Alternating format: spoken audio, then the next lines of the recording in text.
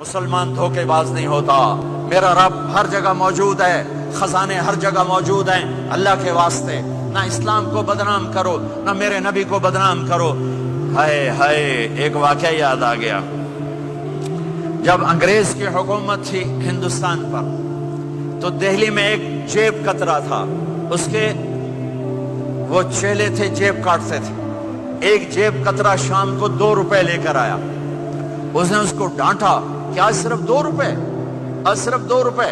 کہنے لگا, استاد جی آج بڑا موٹا مال قابو کیا تھا, ایک انگریز کی جیب کاٹی تھی, بڑے پیسے تھے.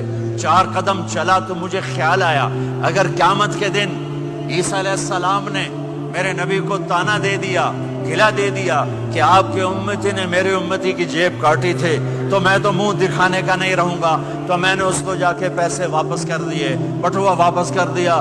2 روپے اپنے دے کپ کے لے اندر. تو اس کے استاد نے اس کو 10 روپے انعام دیا کہ یہ تیرا آج کا انعام ہے. میرے بھائیو, کہیں عیسیٰ علیہ السلام یہ نہ کہہ دیں ہمارے نبی کو کہ آپ کے امتی نے میری امت کی بچی کو دھوکہ دیا اور فراڈ کیا اور اس کی زندگی کو خراب کیا. اللہ کے واسطے, میرے رب کی خدائی ہر جگہ ہے, میرے رب کی شہنشاہی ہر جگہ ہے. تمہارے پاس پیپر ہیں, ضرور رہو, بن رہے ہیں ضرور رہو, فراڈ نہ کرو, جعلی کام نہ کرو, جعلی کام نہ کرو, عزت کے ساتھ واپس جاؤ. پیپر ہے تو پھر یہ تمہارا ملک ہے, پاسپورٹ ہے یہ تمہارا ملک ہے, یہاں خرچ کرو. صرف مسجدوں پر فکر نہ کرو, اچھے اسکول بناؤ, اپنی یونیورسٹیز بناؤ, اپنے کالجز بناؤ. اپنے بچوں کو, تمہارے بچے یہاں کے ہیں, اپنے ملکوں میں جائیدادیں بنانا چھوڑ دو جن کے پاس پاسپورٹ ہے. ورنہ کچھ پیسہ لگے گا جائیداد بنانے پر, اور کچھ پیسہ لگے گا پھر اس کو چھڑوانے پر. تمہارے رشتہ دار ہی قبضہ کر لیں گے. اور میرے مامے دا پتر انگلستان چنگا پیسے والا ہے, وہ ادھے پیسے وہ لگ جاندے جائیداد بناون تے, باقی ادھے لگ جاندے انہوں واپس لمن تے. او ویلے دا ویلا, پلاٹ لیا اور انہیں قبضہ, وکیل بک جاتا ہے, جج بک جاتا ہے, کاغذ بن جاتے ہیں. آپ کتنے امن کے دیس میں ہو, کوئی جھوٹا پرچہ نہیں.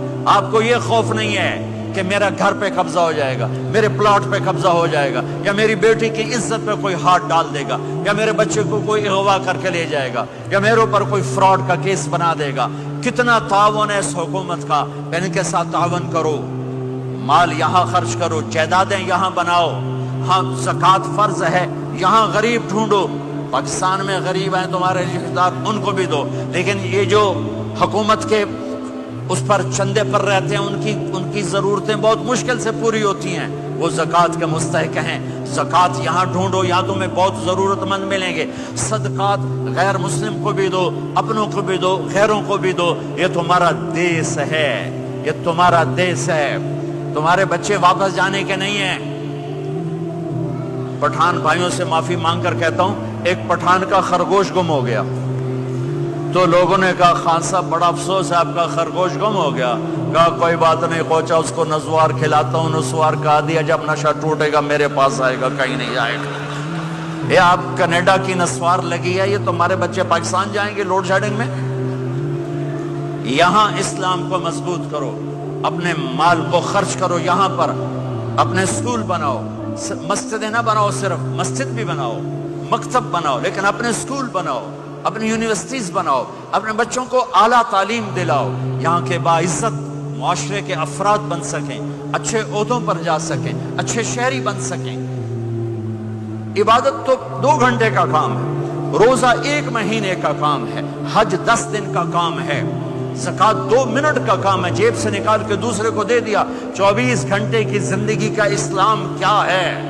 وہ اخلاق ہے, وہ سچائی ہے, وہ پاک دامنی ہے, وہ عزت و آبرو ہے, بڑے چھوٹے کا احترام ہے, خامن بیوی کی محبت ہے, اولاد کا ماں باپ کو عزت دینا ہے, ماں باپ کا اولاد کو عزت دینا ہے. یہ میرے نبی کی خوبصورت زندگی ہے. سورے جہان کے نبی اور گھر میں آتے ہیں تو حضرت عائشہ کو آٹا گوندنا نہیں آتا. میرے نبی حضرت عائشہ کو آٹا گوند کے دیتے تھے, آٹا گوند کے دیتے تھے. اور اماں عائشہ روٹی پکاتی تھی, جب کھانے پر بیٹھتے تھے تو آپ خود نوالے توڑ توڑ کے اماں جان کو کھلاتے تھے. اظہار محبت, اظہار محبت. ایک نوجوان کہنے لگا مولانا کوئی تعویذ دو, میری بیوی سے لڑائی رہتی ہے. میں نے کہا بیویاں تے تعویذ چل دے ہی کوئی نہیں. کہنے کا کیا کروں؟ میں نے کہا نبی والا طریقہ اختیار کرو, محبت دو, عزت دو, احترام دو, اور جب کھانے پر بیٹھو 2-3 لقمے اپنے ہاتھ سے کھلا دو. کہنے لگا اس سے کیا ہوگا؟ میں نے کہا تو دیکھ لینا کیا ہوگا.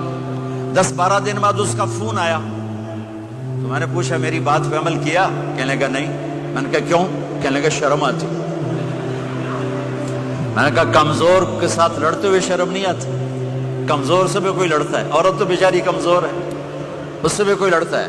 کامے پہلوان کا نام سنا ہوگا, بڑی عمر کے لوگوں نے. کاما جو چیمپئن, ورلڈ چیمپئن تھا, اس نے 1910 میں لندن میں امریکن پہلوان تھا زبسکو